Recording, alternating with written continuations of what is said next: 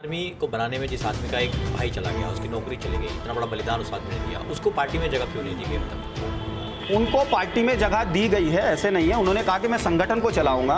Party में उनसे पूछा गया, बाकायदा उन्हें पार्टी में कहा गया पार्टी में आके काम करिए। उन्होंने कहा भाई साहब मैं माननीय चंद्रशेखर आज़ाद जी द्वारा बैठकर सब बातें क्लियर हुई है। उन्होंने ये कहा कि मैं भाई साहब अभी मैं राष्ट्रीय भीम आर्मी भारत एकता मिशन को ही लेके चलना चाहता हूँ। लेकिन वो जो घोषणा कर रहे हैं उसको तो आप मान्य नहीं कर रहे ना? मैंने कहा मैं भीम आर्मी भारत एकता मिशन का मंडल प्रभारी होने के नाते माननीय राष्ट्रीय अध्यक्ष जी का जो निर्णय है उसको लेकर यहाँ पर आया। राष्ट्रीय अध्यक्ष जी खुद सामने क्यों नहीं आ रहे मीडिया? राष्ट्रीय अध्यक्ष जी ने अपनी सोशल मीडिया से अभी वो लगे हुए हैं ना संगठन के विस्तार में, अभी आउट ऑफ स्टेशन है, जल्दी वो भी सामने आएंगे। पदों का माननीय राष्ट्रीय अध्यक्ष जी ने कल अपनी सोशल मीडिया जो साइट है उनसे खंडन कर दिया गया है। माननीय राष्ट्रीय अध्यक्ष जी का ये कहना है कि माननीय राष्ट्रीय अध्यक्ष कुछ स्टेट ऐसे हैं जिनका प्रभार उन्होंने स्वयं ले रखा है। उन्होंने अपना खंडन कर दिया है। जो पद माननीय राष्ट्रीय अध्यक्ष जी द्वारा नियुक्त किए गए हैं वही सुचारू रूप से काम करेंगे, वो मान्य नहीं होंगे। हमने अभी आपको कहा ना, कुछ राजनीतिक सत्ताधारी लोग, सत्ता से हटे हुए लोग बरगलाने का काम कर रहे हैं। अगर नहीं समझते हैं तो क्या उनको हटाया जाएगा? नहीं समझेंगे क्यों नहीं? परिवार के लोग हैं, ऐसे थोड़ी परिवार में झगड़ा होगा परिवार को अलग कर देंगे। अलग के बाद भी परिवार साथ रहता है। आज प्रेस वार्ता रखी है माननीय राष्ट्रीय अध्यक्ष भीम आर्मी भारत एकता मिशन विनय रतन सिंह जी द्वारा 18/10/2020 को मंडल और सहारनपुर के कुछ पदों का विस्तार हुआ था। उन पदों को आज हम मीडिया के सामने रखने जा रहे हैं। अभी 2 दिन पहले एक लेटर जारी हुआ था, कमल सिंह वालिया ने किया। कल प्रेस कॉन्फ्रेंस करके उन्होंने कुछ पदों की नियुक्ति की है, वो क्या मामला है? उन पदों का माननीय राष्ट्रीय अध्यक्ष जी ने कल अपनी सोशल मीडिया जो साइट है उनसे खंडन कर दिया गया है। माननीय राष्ट्रीय अध्यक्ष जी का ये कहना है कि माननीय राष्ट्रीय अध्यक्ष कुछ स्टेट ऐसे हैं जिनका प्रभार उन्होंने स्वयं ले रखा है।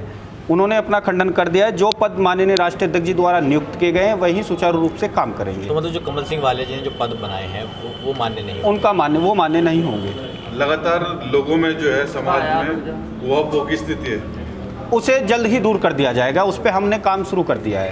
तो जैसे कमल वालिया जी ने जो राष्ट्रीय अध्यक्ष का खंडन करा है, तो क्या भीम आर्मी भारत एकता मिशन से उनको हटाया जाएगा? क्योंकि इसमें मंजीत नौटियाल भी शामिल थे साथ में। नहीं, हमने क्या कहा है, उन्हें बरगलाया जा रहा है सही दिशा में। देखो, राजनीतिक और चंद्रशेखर आज़ाद जिस प्रकार तेजी से बढ़ रहे हैं तो राजनीति में भी हलचल है। तो हमारे ही लोगों को तोड़ने का काम किया जा रहा है राजनीतिक सत्ता के या सत्ता से दूर लोगों के द्वारा। तो आप लोग उनके साथ बैठ के कॉम्प्रोमाइज़ क्यों नहीं कर रहे? उसी को लेकर अभी काम चालू है। 2-4 दिन में उसका भी रिजल्ट आपके सामने होगा। तो क्या भीम आर्मी भारत एकता मिशन और आज़ाद समाज पार्टी अलग है या एक है? भीम आर्मी भारत एकता मिशन एक सामाजिक संगठन है। आज़ाद समाज पार्टी भीम आर्मी का एक राजनीतिक उपक्रम है। कमल वालिया ने कहा कि भीम आर्मी का आज़ाद समाज पार्टी से कोई लेना देना नहीं। हमने अभी आपको कहा ना, कुछ राजनीतिक सत्ताधारी लोग, सत्ता से हटे हुए लोग बरगलाने का काम कर रहे हैं। तो अगर नहीं समझते हैं तो क्या उनको हटाया जाएगा?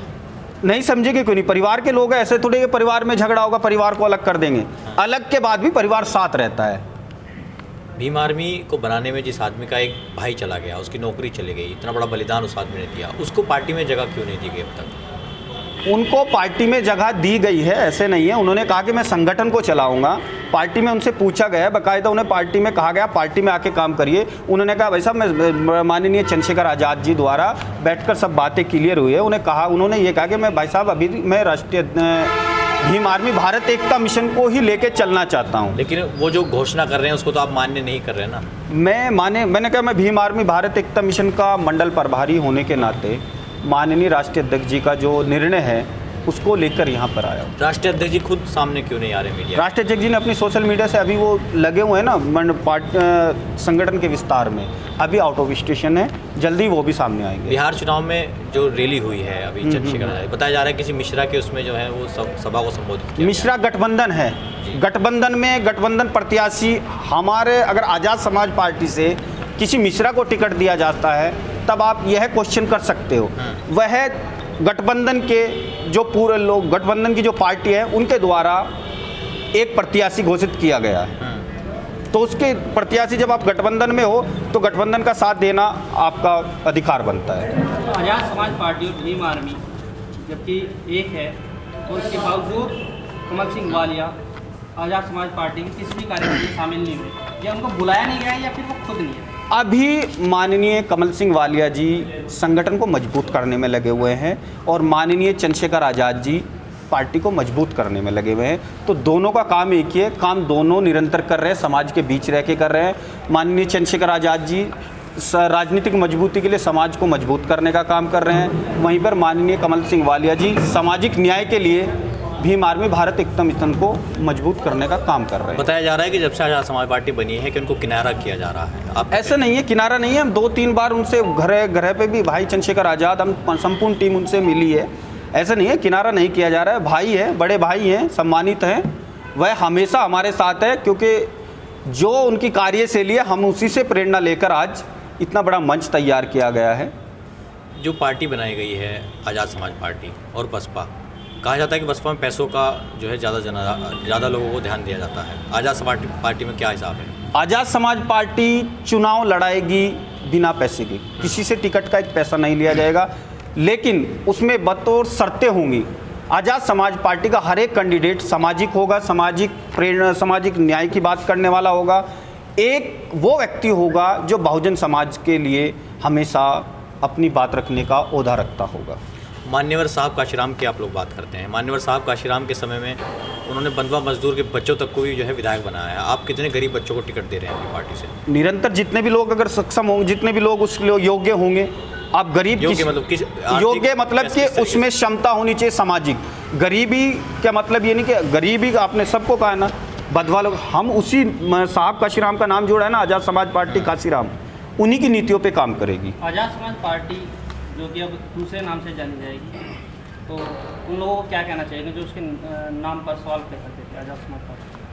अब दवाई तो उसे ही चाहिए ना जिसके पेट में दर्द होता है। राजनीतिक पार्टी तैयार हो गई, राजनीतिक पार्टी से कुछ लोगों की रोजी रोटी बंद हो गई, जो समाज को राजनीतिक जिस प्रकार इस समाज का, खास करके बहुजन समाज के 1-2 बिरादरियों का सौदा होता था पार्टी में, जिसे आज तक हम अपने लेके चले हैं, अब उस सौदे पे अंकुश लग गया है, तो कहीं ना कहीं बदनाम करने का तो प्रयास करेंगे ही करेंगे।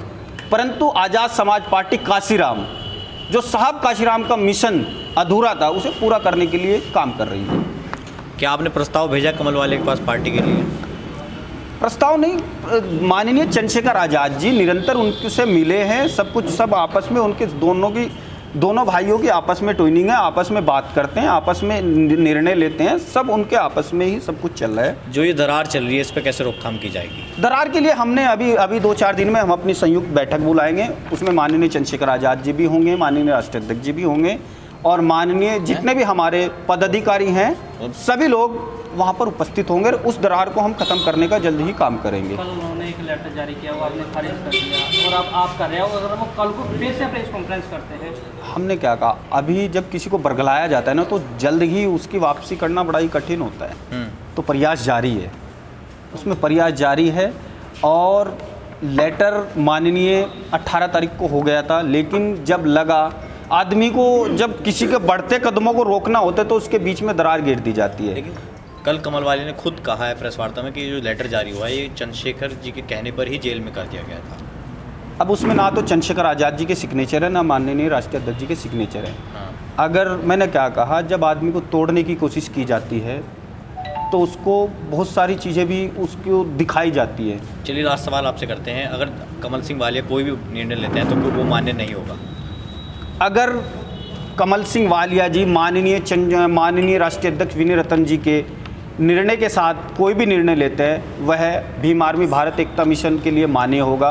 अगर उनसे हट के कोई भी निर्णय लेते हैं तो वह अमान्य होगा। मतलब भीम आर्मी बात करते हैं कि एक ही पार्टी है, लेकिन लेटर पैड दोनों तरफ से अलग अलग जारी होते हैं। हमने क्या कहा ना, दोनों उनपे नाम भी अलग है, मतलब प्रिंट भी अलग है उनका, तो क्या इसमें कोई वो नहीं है। प्रिंट का तो यार, प्रिंट मशीन का थोड़ा सा फॉल्ट हो सकता है। ऐसा नहीं? ठीक है सर।